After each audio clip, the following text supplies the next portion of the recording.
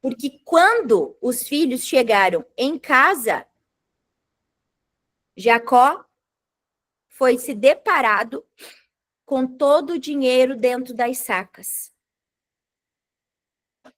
Eles não sabiam que era José. Eles sabiam que era o governador do Egito. Eles sabiam que era o braço direito de Faraó.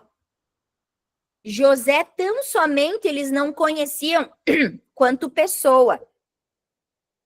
Mas eles sabiam que o braço direito de Faraó só poderia ser uma pessoa muito dura e forte, tal qual o Faraó era, braço de ferro. Tanto que a palavra diz que com braço de ferro, Faraó comandava o Egito. Era outro faraó, mas era como os faraós eram vistos naquela época. Então, imagine o susto, o temor, quando eles viram tudo aquilo ali. Andréia, por que será que José fez isso? Gente, José estava machucado, ele estava ferido. Ele queria que os irmãos o notassem, mas os irmãos não notaram. Ele estava muito diferente. Porque quem passou pelo processo foi José. Muitas vezes você não se percebe, mas você já foi modelada. Muitas vezes você não consegue enxergar, mas você já está falando diferente, se posicionando diferente, escolhendo diferente as suas amizades. Você está em espaços geográficos que você nunca imaginou estar. Porque Deus vai te modelando. Mas isso não quer dizer que aquela situação mal resolvida ela esteja esquecida dentro de você. Porque nós temos algumas coisas dentro de nós que precisam ser revistas. O nosso coração diz respeito à nossa mente, diz respeito aos nossos sentimentos. Mas quando a Bíblia fala sobre o profundo do ser, sobre o profundo do coração, sobre o mais profundo das entranhas, e em alguns versículos, inclusive, a Bíblia fala sobre rins, a Bíblia fala sobre entendimento, ela está falando sobre as nossas dores, está falando sobre os nossos traumas, está falando sobre coisas que estão enraizadas e que precisa jogar a luz da palavra para que elas sejam descobertas e elas possam vir à tona. E elas vão vir com muita carga emocional. Olhem lá no versículo, agora sim, capítulo 43 e versículo 30, diz assim, ó. E José apressou-se em sair, porquanto suas entranhas se comoveram tremendamente por seu amado irmão, e não podia conter as lágrimas que afluíam dos seus olhos. Entrou no seu quarto e chorou copiosamente. Ali foi quando eles trouxeram Benjamim para que o outro irmão que estava ali, que acho que foi Judá, ou ele poderia voltar para casa. O que isso significa? Que José tinha algo mal resolvido, que ele precisava só de uma válvulazinha ali, como é que a gente fala? Para atiçar o fogo. E a válvulazinha que atiçou o fogo, que veio tudo para fora, que diz, ó, das suas entranhas, as suas entranhas se comoveram. Quem que foi? O gatilho, né, Andréia? Como? O gatilho. Isso, obrigado, Keila, essa palavra aí mesmo. O gatilho que precisava foi quem? Quando ele viu Benjamim, porque Benjamim era sangue do sangue dele. Então, esse gatilho, como a Keila compartilhou com a gente, fez com que tudo viesse o quê? À tona. À tona. À tona. Aí ele faz de novo aquela questão de deixar eles levarem os grãos, depois de terem comido com eles e coisa e tal. E coloca uma taça, a taça dele, dentro da saca de Benjamim. Por que ele faz isso, gente? Por quê? Para ter um momento com o Benjamin, né? Para que Benjamin fosse levado até ele, né? Isso. Mas falando em termos de emoção, de sentimento, das entranhas dele, como fala ali no versículo 30, que estava sendo comovido, estava sendo abalada. Porque veja bem, gente, tudo que nós sofremos fica na raiz. Ó, imagine que isso aqui é a raiz, tá? A árvore está aqui para cima. A árvore está para cima. Aqui a árvore. E aqui estão as raízes. Fica tudo ali escondido. Quem que nutre essa árvore? Através das raízes. Só que daí, se a raiz está doente, como é que a árvore fica? Doente. Doente. Ela fica adoentada. Ela luta para ela ficar verde, para ela dar fruto. Uma hora o fruto é bom, outra hora o fruto não é. Tanto que, né, se a gente for estudar a fundo a vida de José, tinha dias que José não estava bem, dias que ele estava. Quando nasce o filho, ele fica feliz, de repente ele fica triste de novo. E tá. Por quê? Porque a raiz está presa em algum lugar doloroso. Então, José, quando ele dá esse ímpeto, as entranhas dele, esses sentimentos que vêm para fora, é a oportunidade que Deus está dando de ele ser curado.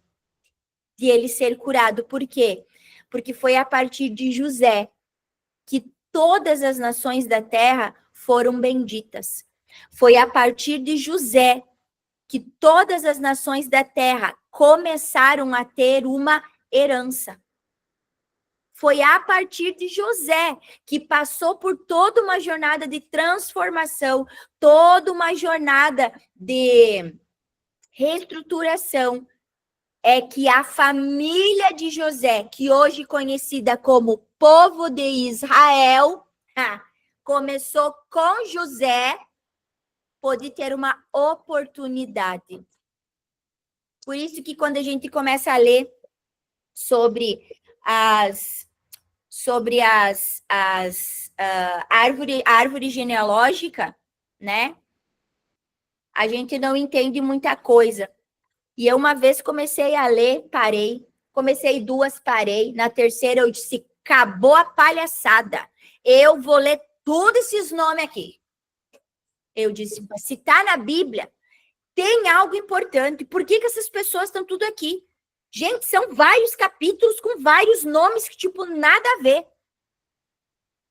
E eu disse, Deus, se está na Bíblia, é porque é importante e eu quero saber o porquê. Então, eu vou ler até o final. E Espírito Santo, abre os meus ouvidos, abre os meus olhos para que eu possa enxergar e meus ouvidos para que eu possa entender e ouvir o porquê que o nome de toda essa gente está aqui. Então, gente, isso vem lá no Êxodo. Depois do povo hebreu ter passado por tudo isso, que a escravidão começou depois, agora aqui de José, né? Tá? Que o povo não vigiou e coisa e tal. Esse é um assunto para uma outra Zoe Class. Mas quando eu estava finalizando os nomes, todas aquelas árvores genealógicas, o Espírito Santo de Deus me falou bem assim, ó. Eles estão aqui para servir de testemunho que o que prometi para Abraão era verdade. E eu sou um Deus que cumpre tudo aquilo que eu prometo. Porque não era para mais esse povo existir, gente. Eles eram mais de 440 anos escravos no Egito. Esse povo é para ter acabado. Só que Deus fez uma promessa para Abraão lá atrás. E Abraão foi fiel. Deus disse, sai da tua terra. Sai do meio da tua parentela. Junta tuas coisas. Começa a caminhar, que eu vou te mostrar para onde você vai. Por isso que o cara é chamado de pai na fé. Se hoje Deus te pedisse, sai do teu emprego, fica dentro da tua casa, me adora, faz jejum e oração durante uma semana e eu vou te falar para onde você vai ir, você faria, amiga? Mesmo que você tenha um marido para te sustentar aí do lado, você faria?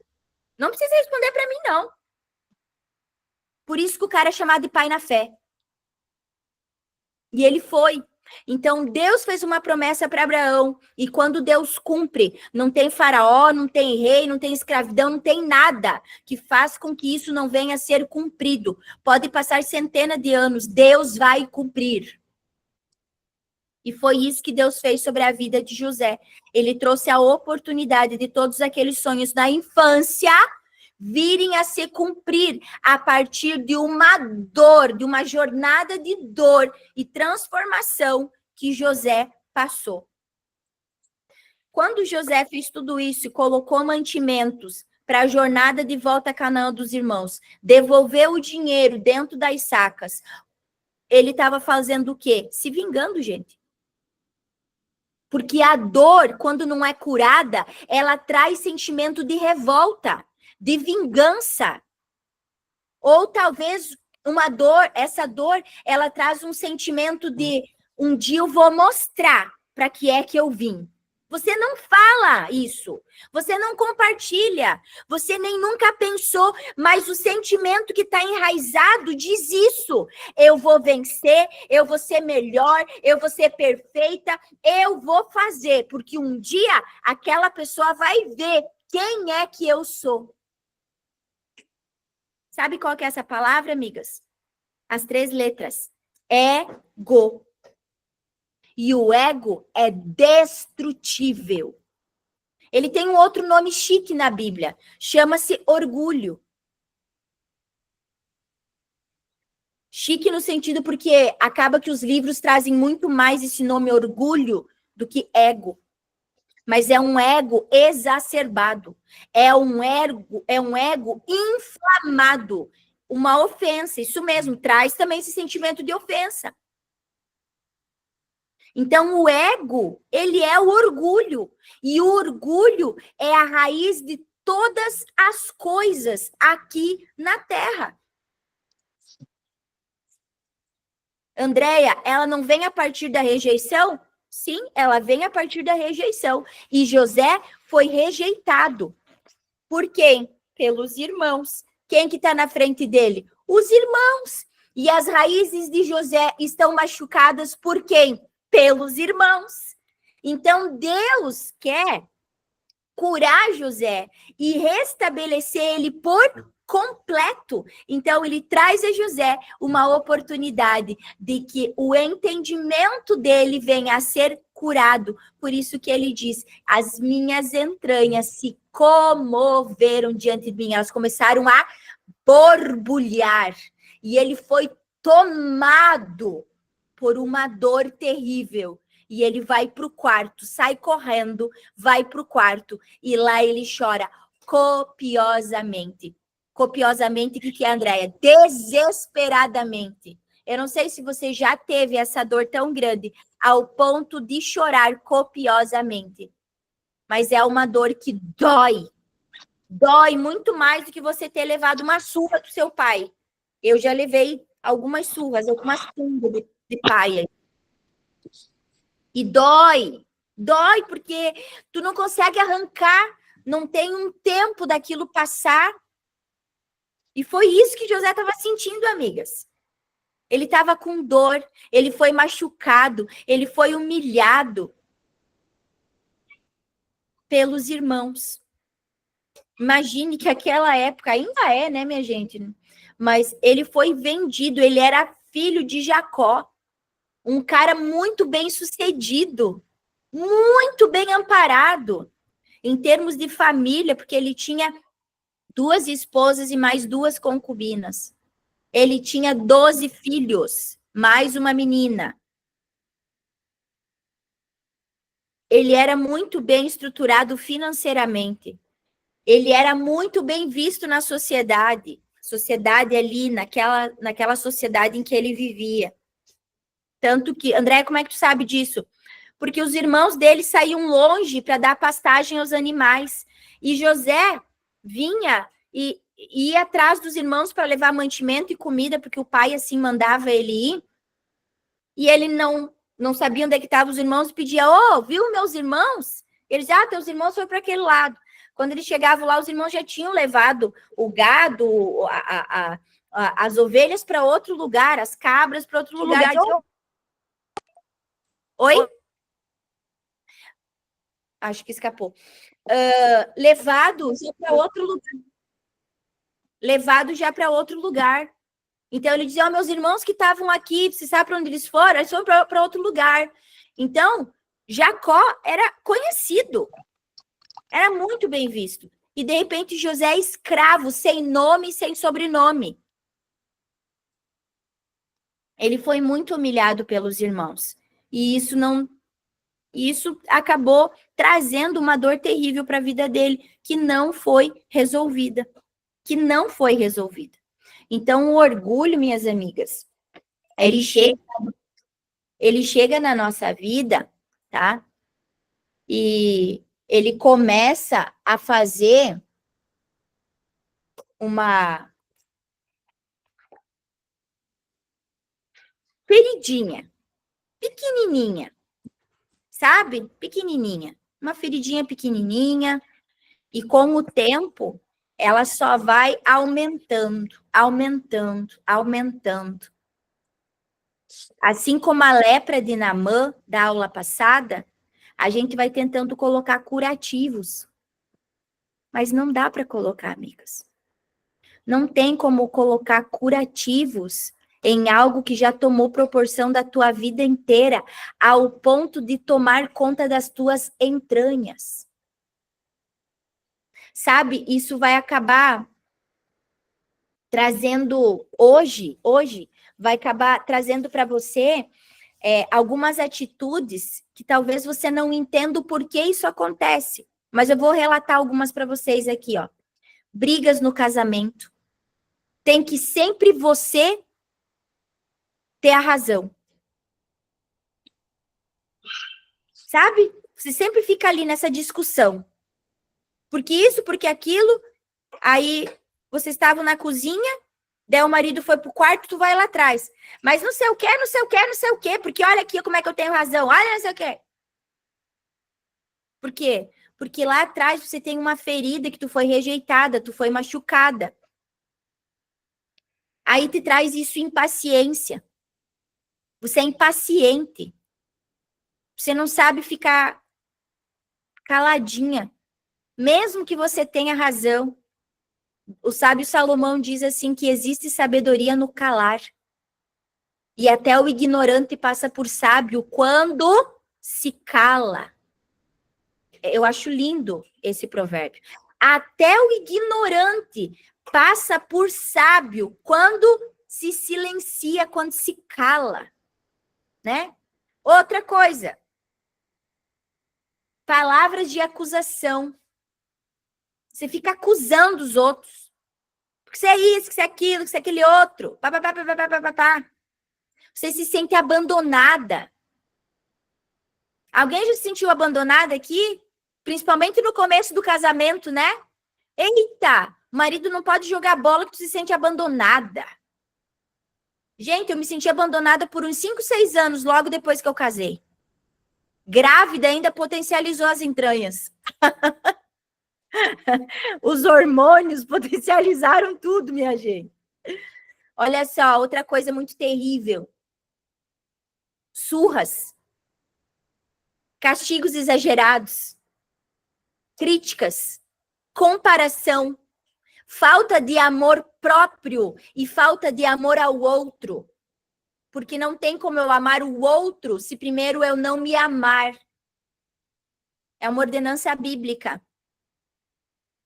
Amar ao outro como a si mesmo. Ou seja, qual que é o padrão de origem? A quantidade como eu me amo. Maus tratos. Adultério. Abuso sexual. Andréia, o que isso tudo tem a ver com orgulho? O orgulho, ele parte de uma questão de rejeição, tá? E a rejeição, ela foi, como diz a Keila, como disse a Keila, a rejeição foi o estupim ali. E, de repente, todas essas questões, como ela compartilhou com a gente, são os gatilhos que vão fazer a gente cair na situação de rejeição lá atrás. E daí a gente começa a criar, assim como Naamã, armaduras para nós colocar em nossa vida, e assim nós vamos esconder todas as dores que nós temos sentido.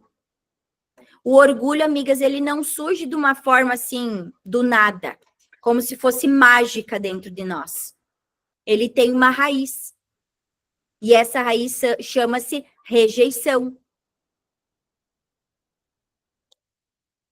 Na tentativa, às vezes, de a gente tentar proteger esse impacto, essa dor da rejeição, então o orgulho, ele acaba surgindo como um escudo na nossa vida. Sabe o que mais que você pode ter sofrido que hoje te traz essa sensação de rejeição? Você não foi acompanhada pelos teus pais. Talvez você nunca conseguiu terminar ou desempenhar muito bem os teus papéis com atividades, com tarefas no teu trabalho, porque você nunca teve o auxílio de uma mãe sentada do teu lado para te ajudar com os temas de casa. E isso, essa atitude da tua mãe, fez você se sentir rejeitada por ela, abandonada por ela. Ou talvez, ao contrário, a tua mãe te amava tanto que deixava você, o dia que tu queria fazer tarefa, tu fazia, o dia que tu não queria fazer tarefa, tu não fazia. Ou seja, deixava você livre. Só que essa situação de deixar filhos livres condensa nos filhos também uma situação de rejeição. Porque também é bíblico que Deus cuida. Deus corrige o filho que ama. Então, filhos que são corrigidos, eles não são corrigidos porque tão somente eles estão errando e eles precisam melhorar, ser melhorados. Mas porque Deus os ama. Deus nos ama. Mas daí o que aconteceu com José na história aqui, Andréia? Aconteceu que ele teve uma opção, assim como eu e você. Nós temos opção, seguirmos sendo machucadas, feridas, nos sentindo abandonadas, nos sentindo desprezadas, rejeitadas, humilhadas, ou nós podemos tomar tudo que nos fizeram, resolver, e daí sim, com o nosso coração limpo, com o nosso entendimento curado, nós seguirmos em frente. Porque não adianta eu chegar aqui e falar para vocês quem vocês são, qual é a sua identidade. Se vocês têm coisas para resolver lá atrás, vou melhorar. Se nós temos coisas para resolver lá atrás, eu, vocês, José, os irmãos de José, todos temos coisas para resolver. E Deus nos dá sempre oportunidades. Mas veja bem, amigas, a gente tende a romantizar essa palavra oportunidade, tá? Oportunidades sempre virão com desafios. E desafios, eles existem para nos desafiar. Vão nos tirar da zona de conforto, vão nos tirar de um lugar de rejeição, vão nos tirar de um lugar de autocomiseração. O que é autocomiseração, Andréia? Coitadinha de mim, quanto que eu sofri. Coitadinha de mim, meu pai só fazia me surrar. Coitadinha de mim, minha mãe só me chamava de tal coisa. Coitadinha de mim, sofri tanto bullying na escola. Coitadinha de mim, nunca tive uma amiga. Coitadinha de mim, sempre fui a última na fila. Coitadinha de mim, sempre fui a última escolhida na educação física para ir para o pior time. Coitadinha de mim, quando tinha que fazer as atividades em grupo, os trabalhos em grupo, eu sempre ficava sozinha. Amiga, sabe de quem que é esse discurso? Do capeta. É dele esse discurso, não é o teu. Você não é coitadinha. Você sabe quanto que custa o sangue de alguém? Eu nunca entrei, mas esses dias os meus filhos estavam compartilhando comigo que tem pessoas que vendem sangue humano no mercado negro. É um valor inenarrável. Quanto que custa, será, o sangue de uma pessoa tão pura, tão sublime, tão gloriosa, tão perfeita, tão nosso Deus como Jesus, que morreu na cruz, esvaindo em sangue, para que você hoje tivesse a oportunidade de resolver as suas dificuldades? Será que vale a pena você sair dessa zona de conforto e desse ninho de autocomiseração? Nós não somos coitadas. Eu vou dizer uma coisa, pode ser que você tenha sido sempre a última na fila. Pode ser que você nunca tenha sido a primeira escolhida, nem a primeira, nem a segunda escolhida para fazer um trabalho, para estar numa festinha. Pode ser que quando você era pequena você nunca teve a melhor amiga. Pode ser que as pessoas olhavam para você e diziam, ó, a nariguda, a feia, a dentuça, a zoiuda, a cabeluda. Eu era cabeluda, minha gente. Mas isso não pode nos paralisar. A gordinha. A gordinha, né, Noi? A gordinha, a crentinha. Eu também era a crentinha. Eu sou do tempo que a gente tinha que ir de saia para a escola. A Keila também. E nós íamos, um dia como hoje, assim, a gente ia de saia para a escola, amigas. E não era saia comprida com bota chique, como hoje existe. Era saia caldeirão, com meia de lã. Eu tinha uma meia cinza e uma meia marrom. E uma botinha, bem baixinha, para ficar aquele trio maravilhoso. Mas isso não me paralisou. Isso não pode te paralisar. André, você não sabe minha história. Eu me criei sem mãe. André, eu me criei sem pai. Amiga, isso não pode te paralisar. Para de usar essa muleta, tá? Para de usar essa muleta. Deus tem algo grandioso para você.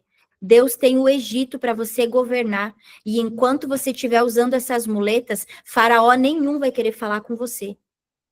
Faraó nenhum vai querer dar oportunidade de escutar você. Ninguém vai querer ouvir o que você tem a falar. Então, veste a roupa de filha vitoriosa. Se vista de graça, se vista de sabedoria, que é que Provérbios fala sobre nós. Que a mulher sábia, ela se veste de graça, de sabedoria. Ela se veste com roupa vitoriosa.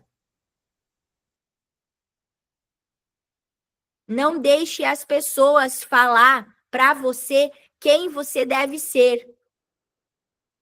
Eu vou te dizer uma coisa.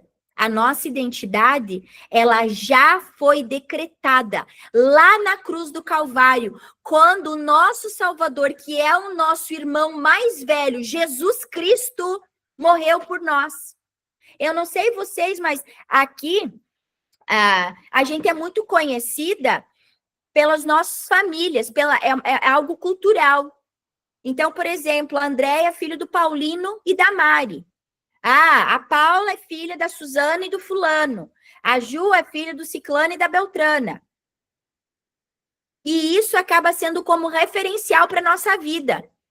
Agora, hoje eu quero te dizer que você é filha do dono do mundo e o teu irmão, Jesus Cristo, morreu para salvar a tua vida inteira. Eu acho que é um título grandioso para não ser levado em consideração. É um título grandioso para não ser levado em consideração. Então, para de validar o que os outros dizem ao teu respeito e comece a validar o que a palavra do Senhor diz ao teu respeito. A rejeição, ela não tão somente traz o orgulho, mas ela traz, dentre outras raizinhas, que vão nos fazendo sentir enfraquecidas, como essas que eu acabei de citar aqui para vocês. E tem algumas que às vezes ficam na nossa mente. Quer ver qual? Quando você era pequena, te chamavam de a caprichosa, a bonequinha, a inteligente, a determinada, a bailarina. Sabe? Meninas gostam, né? De fazer aquele negócio de bailarina, né? A bailarina, a disponível, a faz tudo, a resolvida.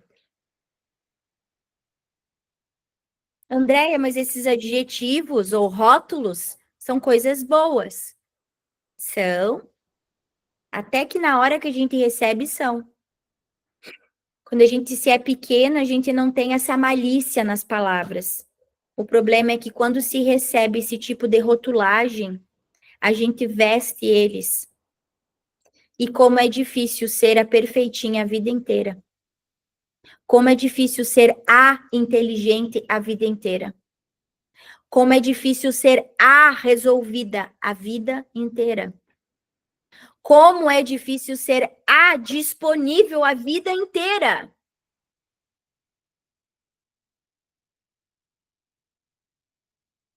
Sabe para que lugar isso nos leva? Ao perfeccionismo. E a perfeição também é uma raiz que traz da rejeição. Não existe perfeccionismo em quem vive dependente de Deus. Então, se até hoje você achava que ser perfeccionista era bom, eu quero te dizer que é um adjetivo, é uma qualidade que você não precisa continuar regando na sua vida. Em nome de Jesus, eu declaro que você está livre desse adjetivo. Você não é perfeita, porque você quer viver Romanos 8 na tua vida. Porque quando eu sou fraca, eu sou forte. Porque o amor dele se aperfeiçoa nas minhas fraquezas. Eu quero viver Romanos 8 na minha vida. Eu não sou perfeita, eu careço dele em mim.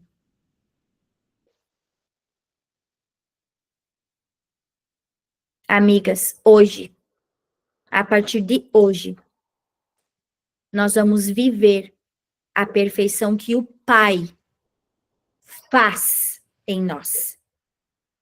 Ele não busca perfeição em nós.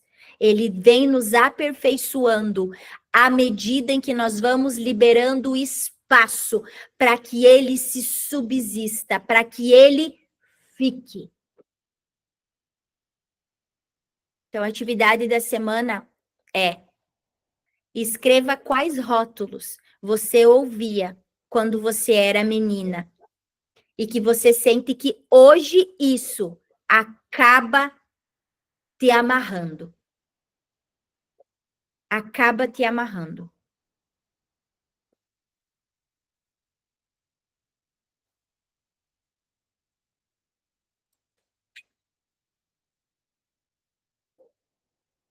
Ao lado desses rótulos ou abaixo, como você quiser, eu quero que vocês descrevam como que você sente-se hoje ao ouvir chamar vocês desses rótulos, tá? Se hoje ainda as pessoas chamam. Lembra que eu compartilhei com vocês o porra louca? Algumas de vocês eu compartilhei. A Paula lembra. Me chamavam de porra louca na minha família. Meu? Você é pastora? Gente, a Bíblia tem uma palavra que eu nem tinha me tocado. Esse final de semana, uma pessoa estava com a gente e ela falou: a Bíblia está escrito merda. Mais chique. Quando Paulo diz que o quê? Que as coisas daqui ele se compara a esterco. É merda. Merda de vaca, é esterco. Então eu tinha essa rotina que vinha da minha família. Eu achava o máximo. Ser porra louca é o quê? Destemida, a resolutiva, a vou e faço, ya, uá, né? Faço e aconteço, porque eu sou. Quem não gosta que coma menos, né, Joara? Eu gostava dessa rotulagem. Até que um dia, sentada no sofá da minha casa, primeiro, que era algo que eu não fazia, sentar sem fazer nada e ficar meditando ou aguardando Deus falar comigo. Então, ali já foi um trabalhar de Deus na minha vida. E o Espírito Santo me trouxe esse rótulo. E eu pude declarar e verbalizar: eu não sou, eu não gosto. E a partir daquele momento, eu comecei a me posicionar quando as pessoas me chamavam assim. Eles me chamavam, às vezes não, Andréia, a porra louca vem aí. Quem tá lá embaixo? Porra louca, tocou o interfone, alguém abre? Era assim. Então, eu comecei a me posicionar. Esse rótulo não diz respeito mais a mim há pelo menos uns 6 anos. Como vocês podem ver, não é muito longe. Terceira coisa. Como o orgulho se manifesta na sua vida? Como é que o orgulho se manifesta na tua vida? De que forma? O que você está fazendo quando vem? O que você está ouvindo quando vem? Quem está falando quando vem? Quem é muito importante. Cai na nossa Zoe Class da semana passada. O que você precisa deixar para trás, o que você precisa abandonar, quem você precisa liberar perdão. Então, eu vou repetir. Como o orgulho se manifesta na sua vida? Se você quiser escrever aí no teu caderno de anotação da mentoria, você explica cada situação que você lembrar. Gente, é uma semana de limpeza, tá? E a 4, o que você poderia fazer para não carregar esses fardos do orgulho e dessa rotulagem, ou seja, dos rótulos, que têm deixado as suas raízes amargas? O que você poderia fazer para não carregar mais esses fardos do orgulho e dos rótulos que têm deixado suas raízes amargas?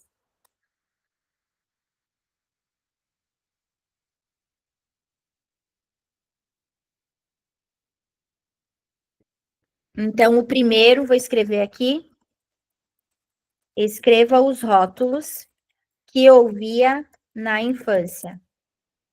Estou mandando aqui, tá? 2, descreva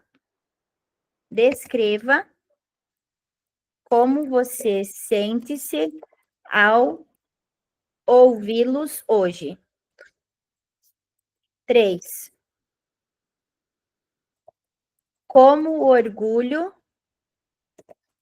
se manifesta na sua vida. Explique a situação que lembrar. E 4, o que você poderia fazer para não carregar mais esse orgulho e rótulos carregar mais esses fardos do orgulho e rótulos que tem te deixado com as raízes amargas. Então, aí. Por que isso é importante, Andréia? Para que a gente possa restabelecer realmente a nossa identidade em Deus. Nós precisamos ser curadas, tá? E essas atividades aí, elas são atividades que vão te trazer a consciência.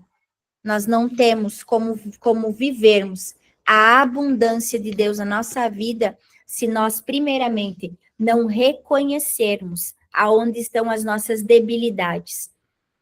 Lembra em Gênesis 1, que Deus diz, e todas as coisas vêm a existir? As meninas do Zoe Pleno já trabalharam bastante esse capítulo e toda essa descrição da ordenança do Senhor para com a nossa vida e essa atitude, essa ação de Deus. Quando Deus diz, Ele está nos trazendo a oportunidade de nós entendermos que, quanto filhas, nós temos essa mesma oportunidade de dizermos, de proferirmos, de verbalizarmos as coisas na nossa vida, para que elas venham a acontecer. E quando nós entendemos isso e aceitamos, trazemos a consciência, a Bíblia chama isso de arrepender-se, tá? Nós precisamos verbalizar e colocar para fora tudo isso, para que possamos abandonar e podemos ter uma oportunidade diferente na nossa vida. Jesus, o Espírito Santo, ele não tem como habitar num lugar cheio de entulho. Ele não tem como habitar num lugar cheio de lixo.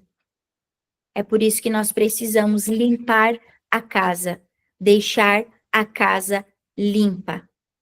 Janelas abertas, arejadas, para que o vento do Espírito Santo ele possa soprar em nossa vida, encontrar um lugar para que ele possa manifestar a glória dele. A gente ouve tanto falar sobre peso de glória. Ai, André, o que é esse peso de glória? O peso de glória é quando você já não carrega mais o teu fardo e o Espírito Santo é quem domina, toma conta da tua vida. Então, o peso de glória dele inunda a tua vida. Inunda a tua casa. Inunda o teu lado profissional. Inunda o teu relacionamento. E você é uma mulher diferente. Você é uma mulher diferenciada. Amém? Então, hoje é sobre essa questão aí do orgulho e dos rótulos, tá? Muito, muito, muito importante nós trazermos isso à consciência. Tá ok, meninas? Vamos orar? Que nós já respiramos aqui. Alguém tem alguma dúvida? Se vocês tiverem alguma dúvida, vocês podem pedir ou mandar no